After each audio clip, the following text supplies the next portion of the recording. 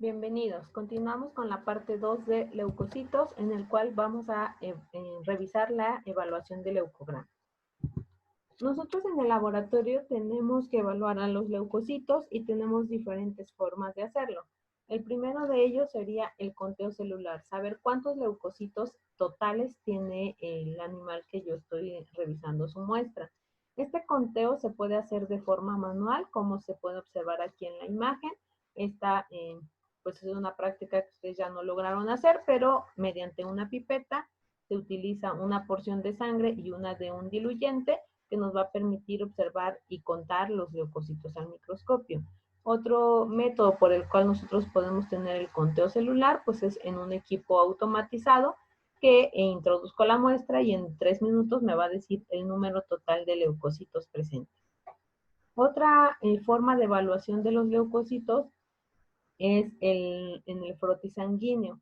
En este caso, yo tengo, aquí ejemplifico un frotis sanguíneo y con un equipo que se conoce como piano para células, voy marcando cada una de las células que yo identifico, tal vez si veo un eosinófilo, un neutrófilo, un linfocito, lo voy marcando hasta llegar a 100 células. Lo que yo obtengo aquí es el porcentaje de leucocitos o del tipo de leucocito que estoy observando. Sin embargo, en esos casos nosotros necesitamos convertir estos porcentajes a números absolutos, que es como yo lo voy a reportar en una muestra de sangre. Y finalmente, otro tipo de evaluación que puedo hacerle a los leucocitos es evaluar su morfología, ¿no?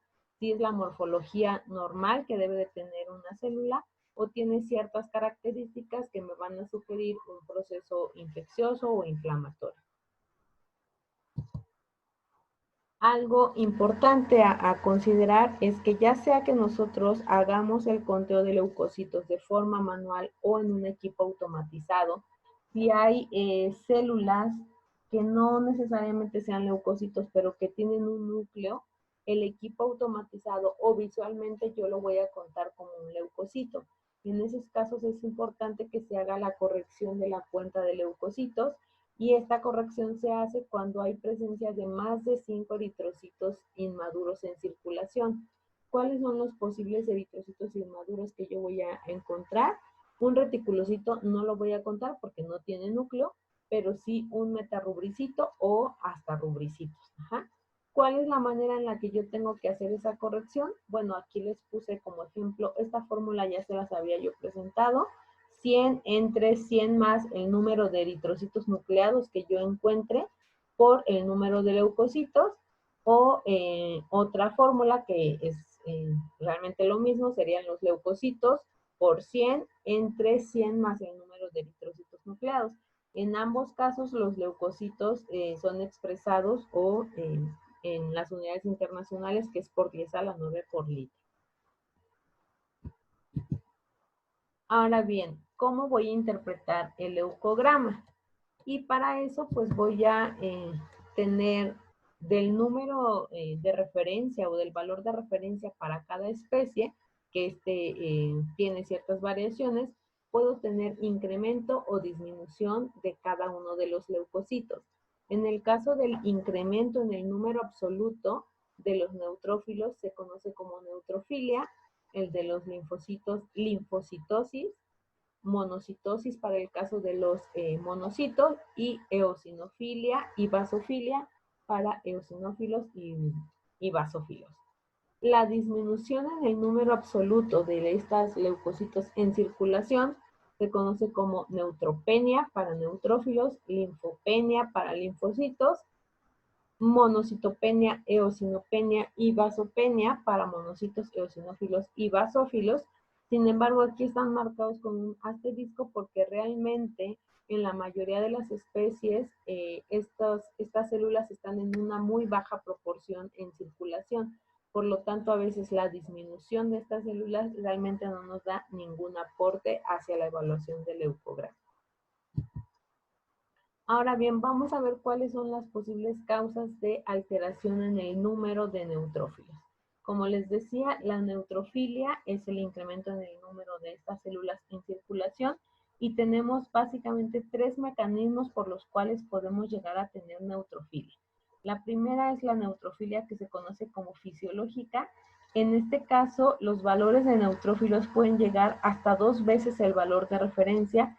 ¿Y esto por qué? Pues básicamente hay que recordar la cinética del neutrófilo, en donde hay una buena proporción de estas células en el compartimento marginal, y gracias al efecto de las catecolaminas o de la epinefrina, estas células del compartimento marginal van a salir hacia circulación. Este mecanismo, como les decía, se da principalmente por liberación de epinefrina, la cual puede ser secundaria a estados de miedo, excitación o ejercicio. También tenemos la neutrofilia, que es mediada por glucocorticoides. En ese caso, el mecanismo que se ha descrito es que hay una disminución en la migración de neutrófilos de la circulación hacia los tejidos. Por lo tanto, estos se quedan pues en el compartimento circulante. Otro mecanismo es que hay un incremento en la liberación de neutrófilos por parte de la médula ósea, y otro mecanismo es que hay una disminución en la adherencia de neutrófilos y un mayor paso de células del compartimento marginal hacia el circulante. Y finalmente, la neutrofilia por inflamación, pues bueno, en este caso, pues simplemente hay mediadores químicos que van a favorecer la atracción y producción de células inflamatorias hacia los tejidos. En este sentido va a haber movilización tanto de médula ósea como de la reserva marginal hacia el circulante para que puedan pasar a los tejidos. El otro mecanismo, bueno, la otra alteración que podemos obtener en los neutrófilos es la neutropenia. Y básicamente los mecanismos que tenemos es que haya una desviación de neutrófilos del compartimento circulante al marginal. ¿Esto en qué caso sucede? Pues cuando hay una demanda de neutrófilos en los tejidos, estos tienen que movilizarse para poder migrar hacia los tejidos. Otro mecanismo es que hay una disminución en la producción, y esto sucede pues cuando hay una demanda excesiva a nivel tisular.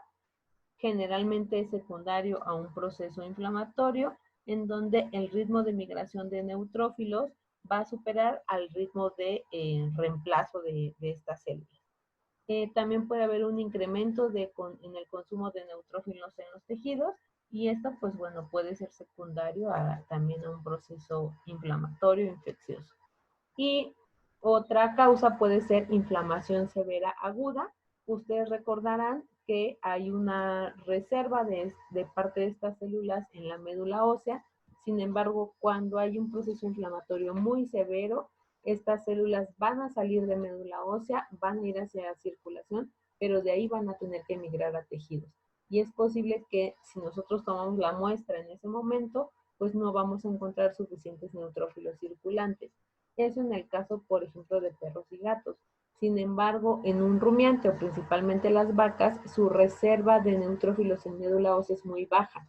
Y en casos, por ejemplo, de inflamaciones severas y agudas como metritis o mastitis, estos animales pueden tener consumo justamente de estas células en el tejido afectado, por lo tanto van a migrar del compartimento circulante hacia el marginal, y es posible que en procesos agudos encontremos a los neutrófilos disminuidos. Ahora bien, en el caso de los linfocitos, una de las causas sería de incremento de las células, sería también la linfocitosis fisiológica. En ese caso, el mecanismo por el cual se ha descrito que los linfocitos pueden estar disminuidos es que pues hay una redistribución, por decirlo así, también de los linfocitos. Hay una disminución en el regreso de los linfocitos que salieron a estimularse de manera antigénica hacia el tejido linfoide, y de esta manera pues puede ser que estos linfocitos nosotros los encontremos incrementados. También se ha descrito que la liberación de epinefrina pues va a bloquear también este regreso de los linfocitos hacia el tejido linfoide.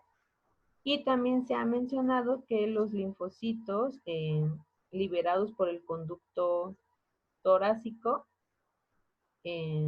salen con mayor cantidad o en mayor frecuencia en estados de estimulación por catecolaminas.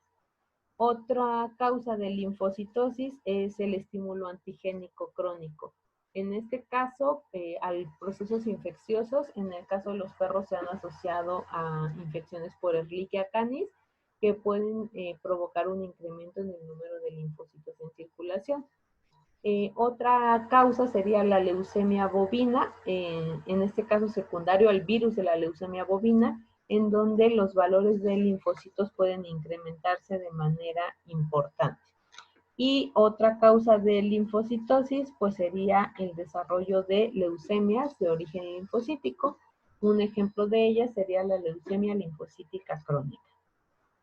La alteración contraria sería la disminución de los linfocitos, que se conoce como linfopenia, y esta puede ser causada por los corticosteroides. En ese caso, se ha mencionado que hay redistribución de linfocitos de los que están circulando y van a permanecer secuestrados en el tejido linfoide y en la médula ósea. Ese sería el mecanismo por el cual los corticosteroides pueden llegar a provocar la linfopenia. También se ha demostrado que en infecciones virales, pues estas células pueden sufrir disminución en su producción o inclusive algunos virus provocar la lisis de los linfocitos. Y otra causa que puede ser o que puede provocar la linfopenia es la pérdida de estas células en líquidos, principalmente en casos de quilotórax. Los monocitos los podemos llegar a encontrar incrementados en casos de estrés. Se ha determinado que básicamente se presenta con mayor frecuencia en perros y en bovinos. Sin embargo, podría encontrarse en otras especies. También se han asociado su presencia a estados de inflamación crónica y en casos de anemia hemolítica inmunomediada. Y estos dos últimos causas, básicamente el mecanismo es que hay producción. Si ustedes recuerdan, el monocito viene del mismo progenitor que los granulocitos. Entonces, al estimularse un proceso de granulopoiesis de manera indirecta, también va a haber producción de monocitos. En casos de monocitopenia, como les había mencionado previamente, realmente no es relevante que nosotros encontremos disminución. Inclusive en algunas especies el valor de referencia va a partir de 0. En el caso de los eosinófilos, el incremento de estos generalmente se asocia a enfermedades parasitarias, pero generalmente también parásitos que tienen migración larvaria. De acuerdo a las funciones que vimos del eosinófilo, se asocian a estados de hipersensibilidad tipo 1, sobre todo en aquellos tejidos que son ricos en mastocitos, como pueden ser la piel, el pulmón, intestino y útero. Sin embargo, en el caso, de las enfermedades parasitarias, también el contacto prolongado con ectoparásitos podría causar la eosinofilia.